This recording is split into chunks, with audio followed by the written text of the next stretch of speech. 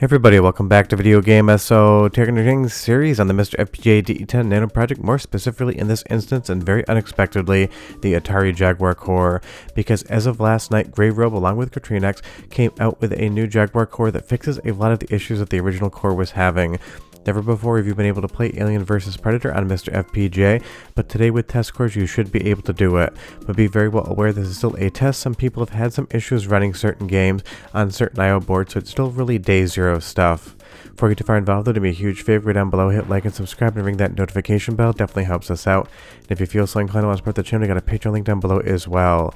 But even though the Atari Jaguar isn't the most beloved console of all time, Alien vs Predator is one primary reason to own this hardware, and it's amazing to hear it and see it play on MiSTer FPGA today. This game is atmospheric as hell, and it's one of those games I always wanted to play it on MiSTer, but in the original core it just never worked whatsoever. Now obviously you can see it is working here today. Some games might be running ever so slightly slower than original hardware, it just depends on what game you're playing. This is obviously not a finished core in any way, shape, or form. It is a test draft just to see what more can be done with Jaguar, and I will say every single game I was never able to play on the core before, I can now play, and you're going to see all of them in the video today. Well, this is why I love MiSTer FPGA. I was just in the kitchen making a pork roast and my watch pinged telling me that the core was up, so I basically threw that roast in the oven and went straight to capture. And I didn't expect to see as much progress as I'm seeing here today. This is just insane. None of these games that I tested before on the last Jaguar video like 3 or 4 months ago did anything whatsoever. Now today, Alien vs Predator, Iron Soldier, Rayman, and many other awesome games on the Jaguar are going to play on your MiSTer, and I will point out where they're not adhering to original hardware as we go through. But Alien vs Predator has such an interesting vibe and such a fun graphical style.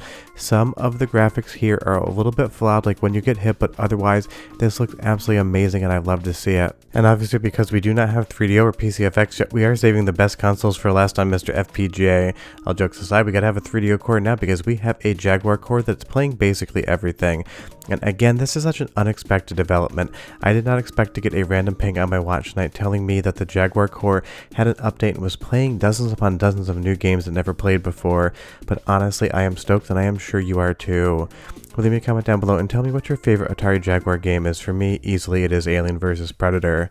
Now moving over to Rayman, this game looks spectacular, but you're going to notice that the frame rate is definitely going to dip here and there. Some games like Rayman are just going to have some slowdown, and I'm sure that can and will be fixed in future iterations of the core. I don't know if that's going to be next week, next month, or next year, because obviously the last time Jaguar got updated has been some years now, so don't expect that this is going to just magically start working perfectly in the next week or two. We got to give it some time, let developers look into it, see what's going on, kind of decide from there what the best course of action is. And just so you know, you do need to have dual RAM to run this core just like you did before. So if you are on a single RAM build, unfortunately this is not going to boot on your systems. Is it worth it to upgrade to dual RAM to play Atari Jaguar? That's going to be something you have to answer for yourself.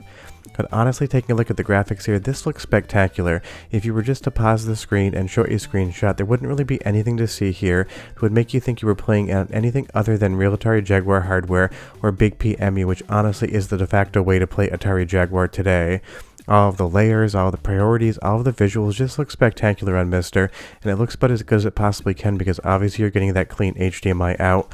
And I know that you want to try to use Direct Video Mode 1 on this core, but right now apparently that is not working. The core will not boot if you try Direct Video Mode, so just keep that in mind when you're testing this. But again, Rayman is one of those classic games, and it started its life out on the Atari Jaguar, and now you can play it on MiSTer FPGA. It's got such crisp, clean visuals, it's got such a fun colorway as far as all of the palette is concerned. Everything about Rayman on the Jaguar is just a 10 out of 10 in my opinion, including the soundtrack, so go ahead and listen for 45 seconds and see if it sounds good to your ears, because to me it sounds pretty much like an Atari Jaguar should. But listen and I'll be right back.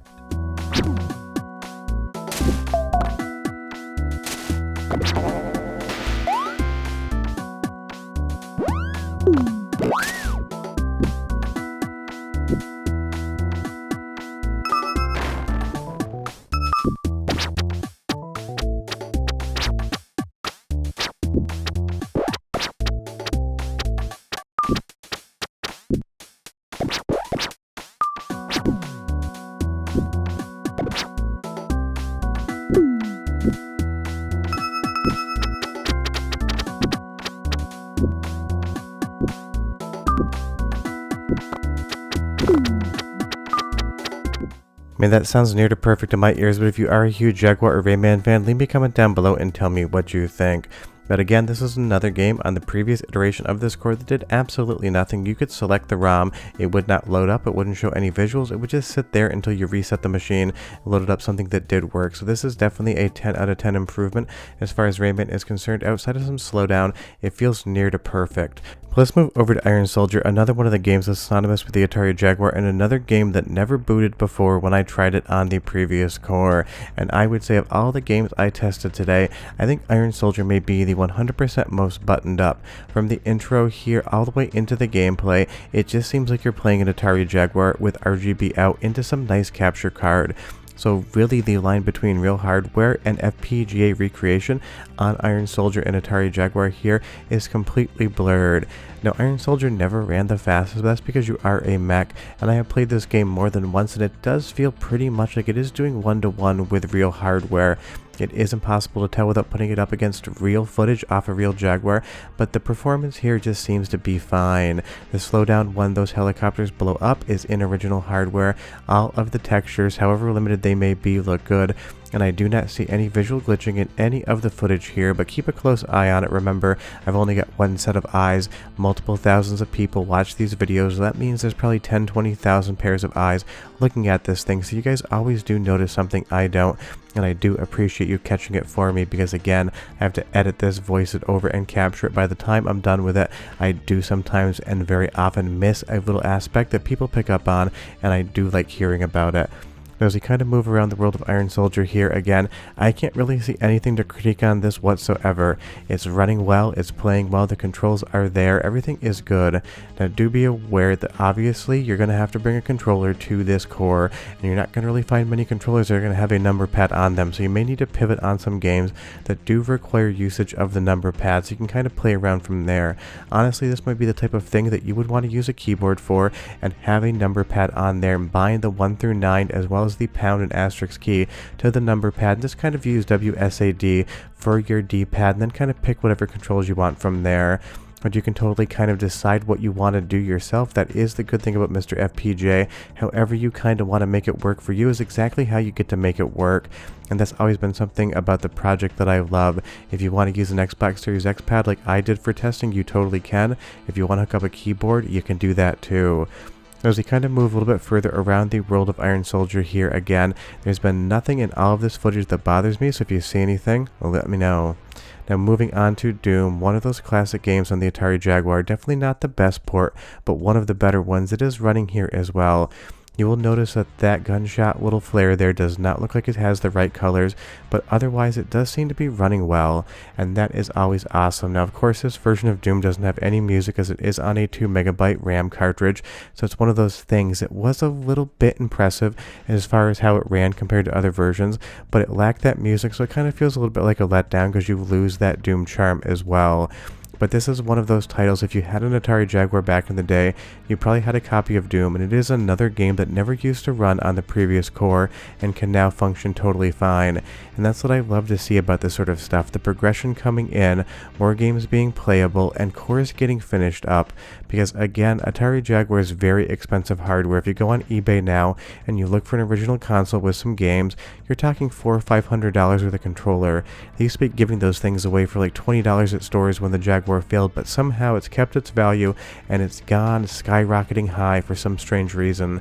So having an FPGA core isn't just important for preservation, it also allows people to experience quote-unquote real Jaguar hardware without taking out their wallets and spending half a rent payment depending on where you live. But the performance here seems on par with what the real hardware does outside of some of those visual glitches. And again, if we move back over to Alien vs Predator, I would say this is the one game that feels the slowest in the core.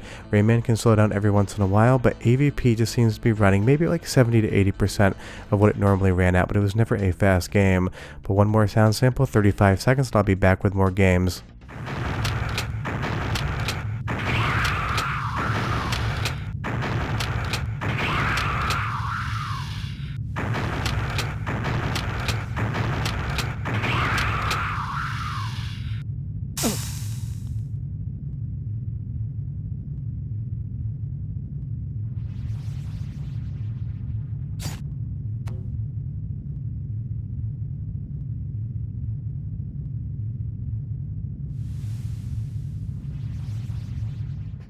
Now that sounds exactly like real Atari Jaguar hardware, then because I've played this game many single times, and it's not really a soundtrack, it's more of a soundscape. There's some sound effects, there's some machinery noise in the background, there's the screams of the aliens and the gunshot sound effects, and they all sound absolutely incredible coming out of the core. Now that flash, again, when you do take some damage, doesn't look right to me whatsoever, but again, these are things that can and will be patched up. Now let's take a look at one game that did work in the previous core, and that is NBA Jam. There was a ton of graphical glitches, and I wouldn't really describe it as a playable experience. And just so you know, that garbage you see at the left and right hand side of the screen is overdraw. Maybe they could mat that up in the future so you don't see it, but that really isn't a glitch. It's just what you would see at the edge of the screen that was normally hidden underneath the bezel of a CRT television. And that happens to people a lot on a MiSTer. They see some stuff on the screen they never saw before, and they think there's a problem, but they're just seeing more of the image than they ever were supposed to. But NBA Jam on the Atari Jaguar is an absolutely amazing port of the arcade original. It's so much fun to play here, and this one just seems to be, again, perfect. The speed, the controls, the lack of latency, it doesn't really feel any different than popping a cartridge into a real Jaguar and going. And there are 2 cores, just so you know, pinned on the Atari Jaguar channel on the MiSTer FPGA Discord server. They both have different timings, and only one of the 2 cores was able to boot Alien vs. Predator for me, so definitely grab them both. And just so you know, this is not an update all, it is a test core, the same way that Nintendo 64 was a test core for a while, as with Sega Saturn. This is something you're going to have to manually install to your MiSTer. And one more reminder before I get all those comments as to why it's not working, you have to have a dual RAM setup for this one. I've seen people do dual 128s, I've seen a 128 and a 32 work. Just make sure that you have that dual RAM in there and you should be fine. But if you do test this core, leave me some reports in the comments down below and you tell me how it's been functioning for you, because more data being reported is definitely going to help the developers here understand what could be done in the future. And of course, just so you know, if you play NBA Jam, if you're not choosing John Stockton, you are playing the game wrong. The only way to be good at NBA Jam is to pick Stockton, because all the kids on the playgrounds, when they shoot threes, they yell Stockton, and they drain that three-pointer every single time they say his name. He's one of the best NBA players of all time, and honestly, I just love making John Stockton jokes and videos anywhere I can, so you got another one today. Let's move over to one more game that never worked in the core before and does now.